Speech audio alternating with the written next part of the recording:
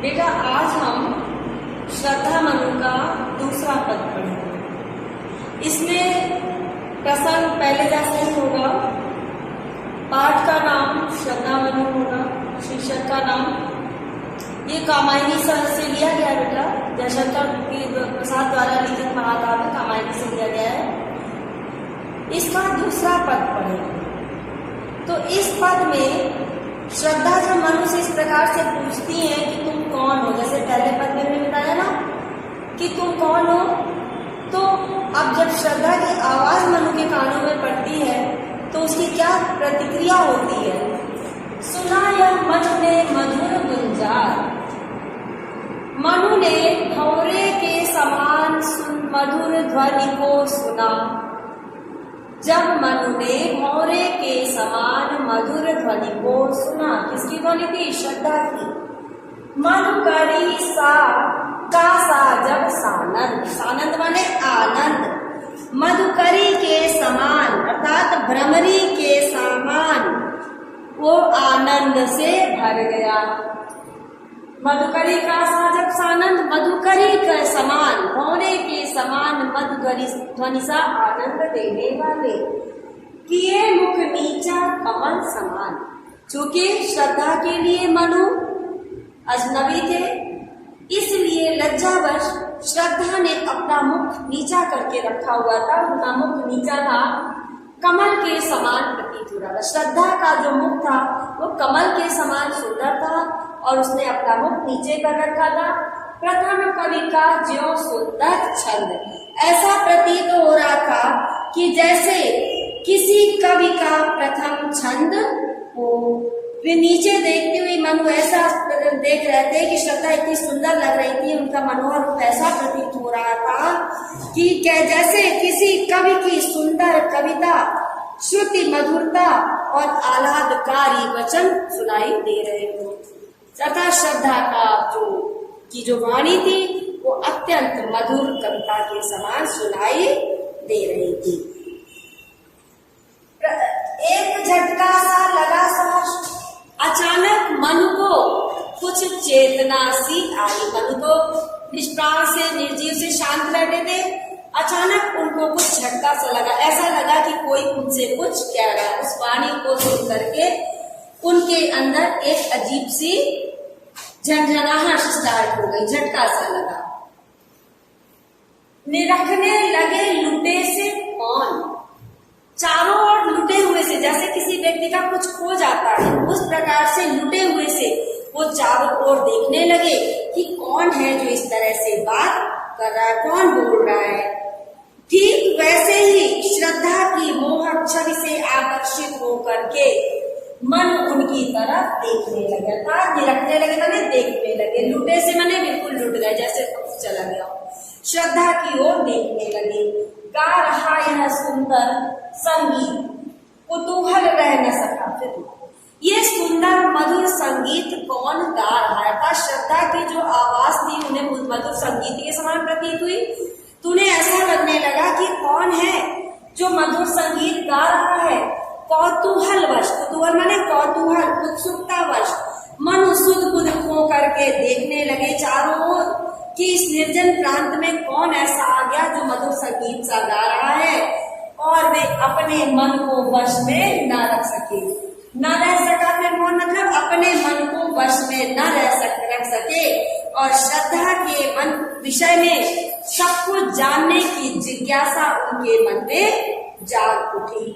इस पद में भी खड़ी बोली है, प्रबंधात्मक शैली है, उपमा रूपक अनुप्रास अलंकार है, रस श्रृंगार है, छंद पात्राओं का श्रृंगार छंद है, गुण माधुर्य है, शब्द शक्ति लक्षणा और अभिधा है। तो प्रस्तुत पद्यांश में अगर प्रश्न बनते हैं तो क्या बनते हैं कि इसमें जो है कौन भंवरे के समान मधुर गुंजार कर रहा था, किसकी वाणी से मधुर गुंजार हो रहा था? तो श्रद्धा की वाणी से भंवरे के गुनगुनाने जैसे, कवि की प्रथम कविता जैसे मधुर संगीतमय शब्द उत्पन्न हो रहे थे। किसने श्रद्धा की वाणी को सुना? तो मनु ने श्रद्धा की वाणी को सुना। ठीक है। कौन खो गया? तो वाणी को सुन करके मनु आश्चर्यचकित हो गए।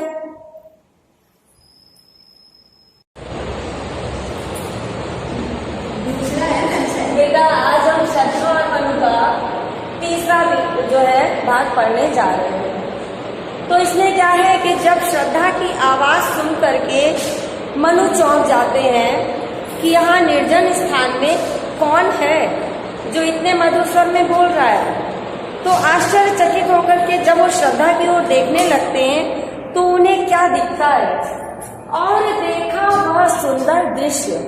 तो मनु ने क्या देखा? सामने एक सुंदर दृश्य को देखा। सुंदर दृश्य क्या है? श्रद्धा सुंदर रूप में दिखाई दे रही है। नयन का इंद्रजाल अभिराम, उनको ऐसा लगा कि मेरे नेत्रों के सामने कोई जादू सा हो रहा है। ठीक है, उन्हें एक आकर्षण सा प्रतीत हुआ, एक जादू जैसी सुंदरता दिखाई दी। कुसुम वैभव में लता समान, ऐसा प्रतीत हुआ श्रद्धा को, मनु को, कि कोई लता पुष्प से संपन्न हो गई है। उस बेल में फूल पूरी तरह से खिल गए हैं। चंद्रिका से लिपटा घनश्याम, ऐसा लग रहा है कि कोई बादल का टुकड़ा चंद्रमा की चांदनी से लिपटा हुआ है। अर्थात श्रद्धा का जो गोरे रंग का शरीर है वो बादलों के टुकड़े में, उसमें बादलों का टुकड़ा लिपटा हुआ सा प्रतीत होता है।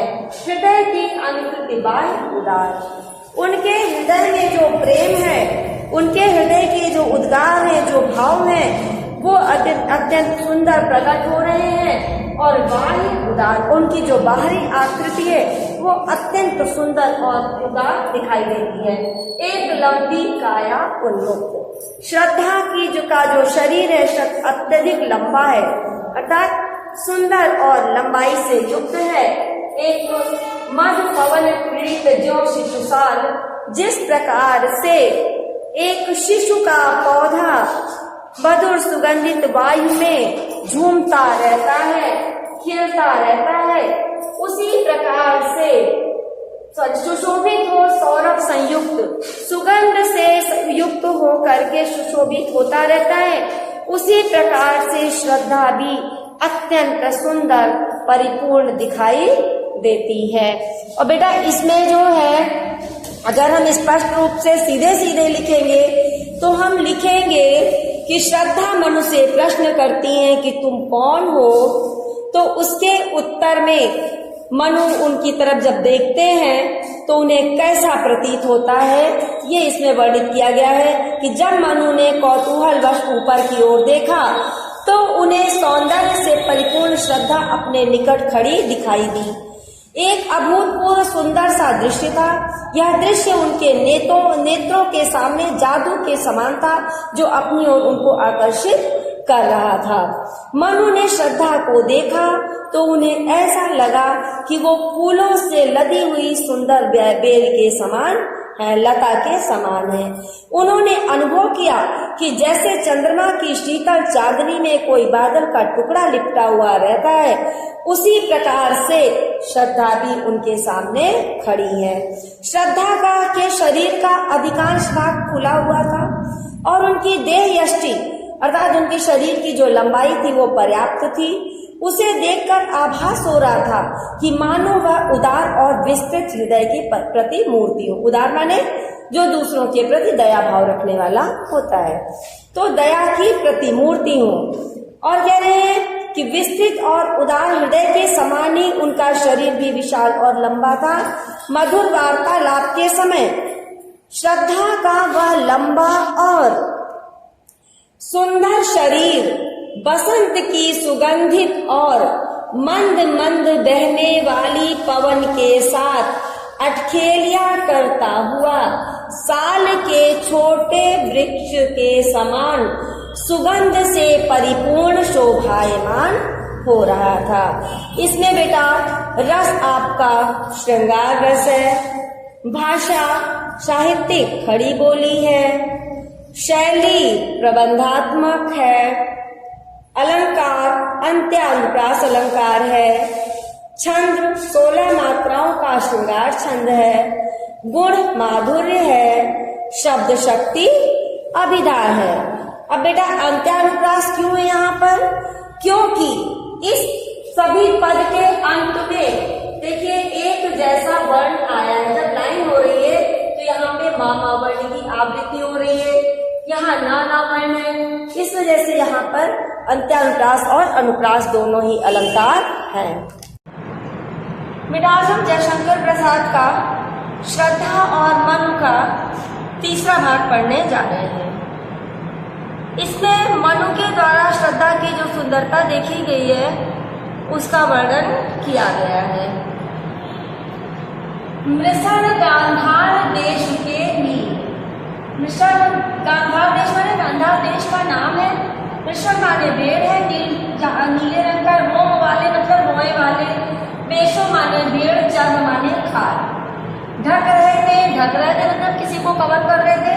उसका उसके कांत से युक्त शरीर को बन रहा था, वह कोमल रंग का उसका जो है शरीर बन रहा था। नील परिधान बीच, परिधान माने वस्त्र, नील माने नीले, बीच माने बीच में, सुकुमार माने सुंदर कोमल। खुल रहा खुला हुआ है, मृदुल कोमल, आधा खुला माने आधा खुला हुआ, अंग माने शरीर। खिला हो जो बिजली का फूल, ऐसा बिजली के फूल के समान खिला हो जैसे।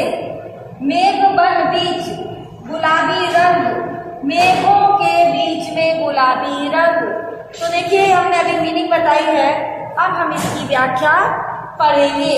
वृषण गांधार देश के नील रोम वाले वेशों के चर्म ढक रहे थे, उसका कांत बन रहा था, वह कोमल वर्ण, नील परिधान बीच सुकुमार। खुल रहा मृदुल अधकुला अंग, खिला हो जो बिजली का के फूल, मेघ बन बीच गुलाबी रंग। तो बेटा इसकी व्याख्या क्या होगी? तो इसकी व्याख्या है श्रद्धा जो को देख करके मनु के मन में जो मनोहारी चित्रण उत्पन्न हुआ है उसका वर्णन करते हुए कवि इसमें कह रहा है कि श्रद्धा गांधार देश में पाई जाने वाली नीले रंग की उत्तम नस्ल की नीले रंग की रोए वाली भेड़ों के खाल से बने हुए वस्त्रों को पहने हैं, अत्यंत कोमल वस्त्रों को पहने हैं। सुंदर, जो कि वस्त्र उनके कैसे लग रहे हैं? सुंदर और अत्यंत चमकदार लग रहे हैं। वे वस्त्र केवल श्रद्धा के कोमल एवं रमणीय शरीर को ढक रहे थे, बल्कि वे वस्त्र कोमल होते हुए भी उसकी सुरक्षा का कवच बने हुए थे। कहने का आशय यह है कि नीली भेड़ की खाल से बने उसके वस्त्र उसको सब प्रकार से सुरक्षा प्रदान कर रहे थे। अब आगे नील परिधान बीच आया है, तो यहाँ से इसकी व्याख्या हम देखेंगे। श्रद्धा अपने शरीर पर नीले रंग के भेड़ों की खाल से बने हुए वस्त्र को धारण किए हैं। उनकी वेशभूषा में कहीं कहीं उनके खुले हुए कोमल अंग दिखाई दे रहे हैं।